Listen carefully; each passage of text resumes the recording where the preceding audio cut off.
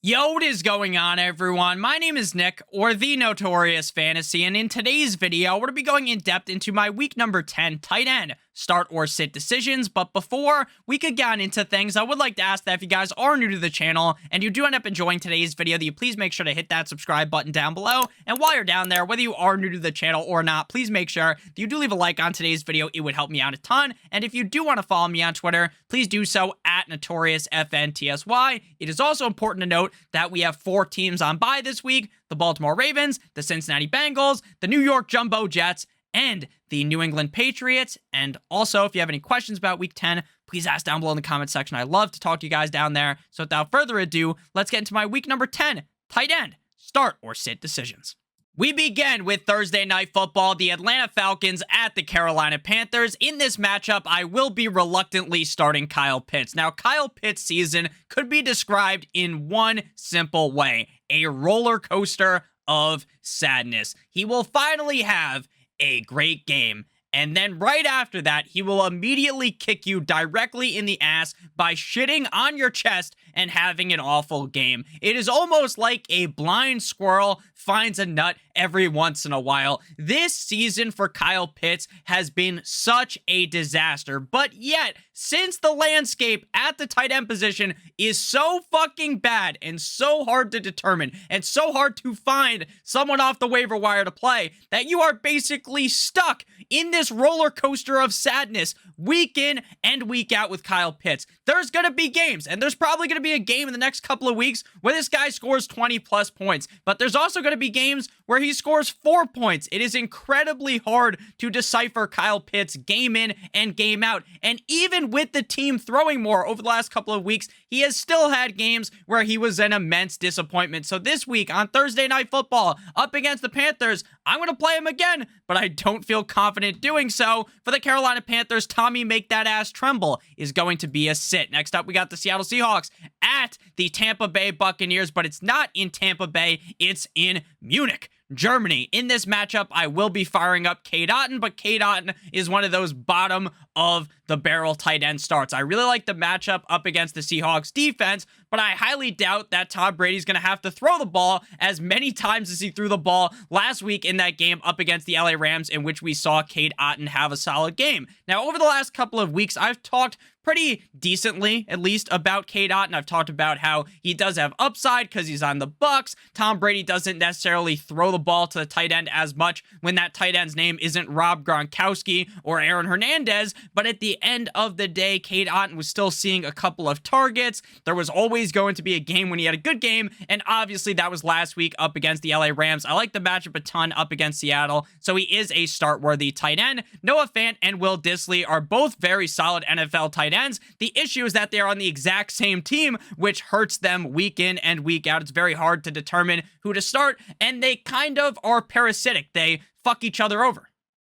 They eat into each other's work, and it hurts for fantasy football, so I'm going to be sitting them both down. Next up, we got the Minnesota Vikings at the no one circles the wagons like the Buffalo Bills. I thought finally we were going to have a humongous Dawson Knox game. Last week, they're going up against the Jets. The Jets are complete and utter dick cheese up against the tight end. But then we get the game, and the Buffalo Bills shit the pooch. They screw the pooch. They have an absolutely awful game. Dawson Knox doesn't do anything, and now Josh Allen is hurt. Now, I'm recording this prior to the press conference that the head coach of the Buffalo Bills is holding at, I believe, 12 or 12:30 Eastern Standard Time on Wednesday, so maybe Josh Allen plays this week, maybe he doesn't, but either way, I don't want anything to do with Dawson Knox. I don't even think the Vikings have all that great of a defense. I just don't trust him. TJ Hawkinson, in his first game as a Minnesota Viking, plays amazing. I was very impressed at his performance because he was just traded on Tuesday. He shows up on Sunday and has a great game, so I'm going to continue to roll out TJ Hawkinson going forward. Next up, we move to the Detroit Lions at the Chicago Bears. Speaking about TJ Hawkinson, now we got his old team, his former team, the Detroit Lions. Last week, we did see a mix for the Lions of James Mitchell and Brock Wright. James Mitchell ends up scoring a touchdown in that game up against the Green Bay Packers, but how reliable is he? The answer is not at all, so we're going to sit him down. Cole Kmet has been impressive over the last couple of weeks because he's been seeing a little bit more targets. Now, he hasn't been impressive in terms of fantasy, but it's been impressive for someone who really banged the drum for Cole Kmet all offseason that we are seeing him actually get a decent workload. Last week, obviously, he pays off big time up against the Miami Dolphins. This week, up against a garbage Detroit Lions defense, probably the worst defense in the whole NFL. I will be starting up Cole Kmet. Next up, we move to the Jacksonville Jaguars at the Kansas City Chiefs. And you guessed it, we're going to be starting Travis Kelce. We start Travis Kelce every single week. There is no if, ands, or buts. You play him every week. He's a no-brainer start. The Jaguars defense has at points in the season looked incredible. It's like, oh my gosh, the Saxonville Jaguars are back. And then there's other games where they're getting their back blown out. I think here the Chiefs are ultimately going to best them. Obviously, Kelce is a start. Evan Ingram was starting to catch fire, but last week, ultimately, all of that fell off the edge of the earth, Christopher Columbus style. So I do believe that Evan Ingram is start-worthy in this game against the Chiefs. I think they're going to have to throw the ball a ton to catch up with the Kansas City Chiefs, thus making Evan Ingram a solid start. Again, one bad game out of the last couple doesn't really scare me away from Evan Ingram. Next up, we got the Cleveland Browns at the Miami Dolphins. Right now, as I'm recording today's video, it would appear that David Njoku is going to end up making his triumphant return in this game up against the Dolphins. Obviously, something to monitor up until Sunday. If he doesn't play, then I don't even think I want to start Harrison Bryant. I mean, the experiment did not go too well with David Njoku out. So up against the Dolphins defense got absolutely carved up, destroyed, eviscerated, torched by Justin Fields last week. I think David Njoku, who was incredibly reliable through the first couple of games this season when he was healthy, I like him up against this Dolphins defense. For the Dolphins, I'm going to be firing up Mike Licky on my Gesicki. Mike Gesicki to start off the season was incredibly bad, but as of recently, it appears that head coach Mike McDaniel has really just kind of said fuck it to the idea that Mike Gesicki has to be a proficient blocker to play on this team and realized they could just use him as like a red zone weapon and a guy to just throw the ball to, right? Kind of like their wide receiver number 3 on the team because Cedric Wilson is an absolute bum. So Mike Gesicki is worthy of a start in this game. I think this one could be very high scoring. Next up, we got the Houston Texans, the New York Football Giants. In this one, Tanner Hudson is now replacing Daniel Bellinger. Ever since Daniel Bellinger got hurt, it sucked because Bellinger was really looking like he was going to have a big effect on fantasy football this season. Obviously, he had season-ending surgery. Nothing to do. I don't want anything to do with Tanner Hudson. Brevin Jordan, every once in a while, is going to have a big game, right? He's kind of like Mo Alley Cox. He's going to have a big game. People are going to be like, oh my gosh, Brevin Jordan, let me at him. And then the next 5 weeks in a row, he does absolutely fucking nothing. So I don't want anything to do with him in fantasy. Next up, we move to the New Orleans Saints at the Pittsburgh Steelers. But before we break this game down in depth at the tight end position, I would like to give you guys a quick word for our friends, our sponsor over at DraftKings Sportsbook. They've been on your screen this whole entire video. If you're a brand new user to DraftKings Sportsbook, you can click on the link in the video description or in the pinned comment and bet $5 on any pre-game, any sport pre-game money line. You will get $200 in free bets if your bet wins. And since the bet has to win, I think the best way to do that is to go over to college football because while anything could happen, right? Obviously, any team could beat another team. Upsets happen all the time, but it is much more likely that a college football big favorite destroys the other team and the other team just gets destroyed. That's what destroying does. And then you win your bet. So my favorite 2 college football teams for this week are Tennessee up against Missouri and Michigan up against Nebraska. You bet $5 on either of those teams pre-game money line, and you'll win $200 in free bets if they win. This offer is not going to last forever. It is eventually going to disappear into the ether. So make sure you take advantage of it right now before it is too late. Back on into things here. The Pittsburgh Steelers going up against the New Orleans Saints in Pittsburgh. Taysom Hill is also an emotional roller coaster like Kyle Pitts when you start him. There's going to be games where Taysom Hill, we've seen it this season, scores like 30 points. He throws a touchdown, runs in a touchdown, maybe even he catches a touchdown. The Christian McCaffrey special from not last week, but the week before, where he threw a touchdown, caught a touchdown, ran in a touchdown, right? He is an incredible talent. somewhat. But the issue with Taysom Hill is that there's going to be games like on Monday Night Football where he doesn't do anything, where he scores like 1 point. That's going to happen. So the upside's always there for Taysom Hill, which is why he's start worthy.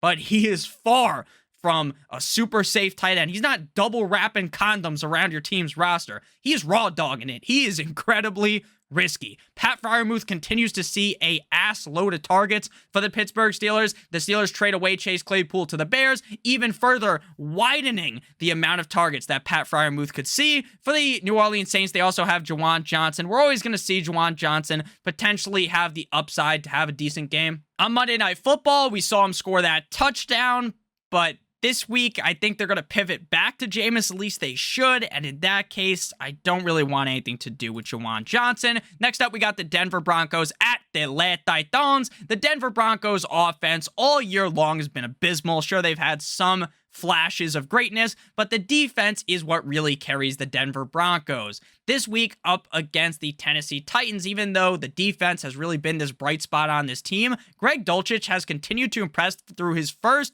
3 starts of the season. He did not play to start off the season, and once they activated this man, he has scored over 10 fantasy points in each of those 3 games. The Titans defense, to me, isn't all that mighty. Like, sure, they're decent. Like, I highly doubt the Broncos bend them over a table and absolutely buttfuck them. But at the same time, I still think Greg Dulcich should have a very solid game. And that's why I talked him up so much on the waiver wire video early on in the week. The Titans use a couple of different tight ends. Their passing is very ineffective, especially if it's Malik Willis. Like, Malik Willis looks like fucking Stevie Wonder out there. He can't figure anything out. But Austin Hooper is a sit even if Tannehill plays. Next up, we got the Colts at the Las Vegas Raiders. Mo Alley Cox, we talked about him a little bit ago. This man is just due for one of those huge games. He had it early on in the season. He hasn't had one recently, where he just scores like 20 points, where he just absolutely puts the team on his back for fantasy. But you will never start him because you are never going to be able to identify that matchup, right? This matchup against the Raiders, it's salivating, mouth-watering, it's amazing. But are you really ever going to enter the game with Mo Alley Cox in your lineup? Unless there's no one available. You're at the bottom of the barrel. You're at the bottom of the ocean where those fucked up looking fish are. That's when you start Mo Alley Cox, okay? No need to start Mo Alley Cox. Darren Waller, maybe he returns. Maybe he doesn't. If he does play, though, I just have to roll him out, even though this Raiders team has been brutal. If he doesn't play, while normally I like Foster Moreau, I'm staying away from Foster Moreau at this point. Next up, we got the Dallas Cowboys at the Green Bay Packers. Dalton Schultz has had 2 solid games, not like amazing games, 2 decent games in a row. Going into the bye week, once Dak Prescott returned. With Dak Prescott under center, I have a lot more confidence in playing Dalton Schultz. The Packers defense is not very good this season, so I expect a solid showing out of Dalton Schultz. The Packers offense and defense is just beaten up. So many fucking injuries. So many injuries. Dobbs is hurt. There's so many injuries to this team. Alan Lazard is playing banged up. Like, with that many injuries, like, you just kind of have to talk yourself into Tanyan, even if he hasn't been the best recently. I know the matchup against the Dallas Cowboys isn't the most ideal, but Rodgers got to throw the ball to someone. Next up, we got the Arizona Cardinals at the LA Rams. And over the last couple of games, Tyler Higbee has went from this super ultra safe tight end that you throw into your roster every single week into this fucking landmine that just blows your whole entire roster up. Because Tyler Higbee over the last couple of games has been egregiously bad. He has been so bad. He's not getting targets. Matthew Stafford has been playing not the best, not good at all, and I'm concerned. But again, like we've talked about all video, the tight end position is just so bad this year that a guy like Higbee, who is basically fucking your team directly in the ass without the use of lube every week, you still got to roll him out because of what we saw early on in the season. Zach Ertz is a must-start tight end every single week. I know he's not in that same range of guys like Mark Andrews, Travis Kelce, who are must-starts, but he's kind of on the tier just below where you got to play him every week, but he's not, that skilled of a player. Next up, we got Sunday Night Football. The LA Chargers at the San Francisco 49ers. George Kittle meet Timbers. Started off the season, once he started playing, bad. But recently, he's kind of started to posture up a little bit, play a little bit better. The Chargers defense is the opposite of A1. It is Z99, right? That was not even a funny joke. I don't know why I said that. But yeah, it's very bad. It's laughably bad. But now they have McCaffrey. Debo should be back. There's a lot of cooks in the kitchen. Brandon Ayuk. But still, again, the tight end position is not very deep at all. Kittle's one of the best tight ends in the league. In a positive matchup, makes sense to play him. Gerald Everett doesn't have the best game last week, but the Chargers are also, like the Packers, in need of a weapon. They need someone to throw the ball to, and Everett fits that bill. So that's why he's listed as a start. Final game here, Monday Night Football, the Commanders at the Philadelphia Eagles. Dallas Goedert is in the exact same tier in my mind as a guy like Zach Ertz, right? They're not necessarily the most skilled tight end in the NFL. They don't necessarily get the most volume.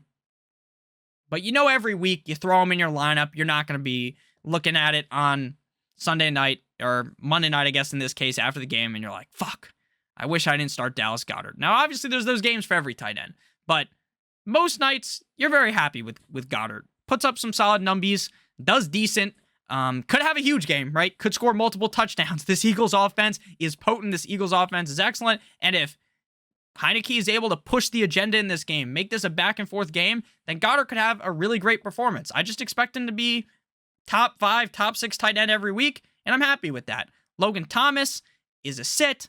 Logan Thomas was really good. Like, he's had great spots in his career recently, but not this year. And up against the Eagles defense, that is going to be an incredibly tough fight for him. So thank you guys all so much for watching today's video. If you ended up enjoying, make sure you hit that subscribe button down below, as well as hitting that like button. It would help me out a ton. If you want to follow me on Twitter, please do so at NotoriousFNTSY. Make sure you check out the sponsor of today's video, DraftKings Sportsbook. Again, if you're a brand new user, click in the link in the video description or in the pinned comment. You bet $5 on any pre-sport money line. If that bet wins, you receive $200 in free bets. I love all you guys all so much. I hope you have a great rest of your guys' day. And as always, good boy.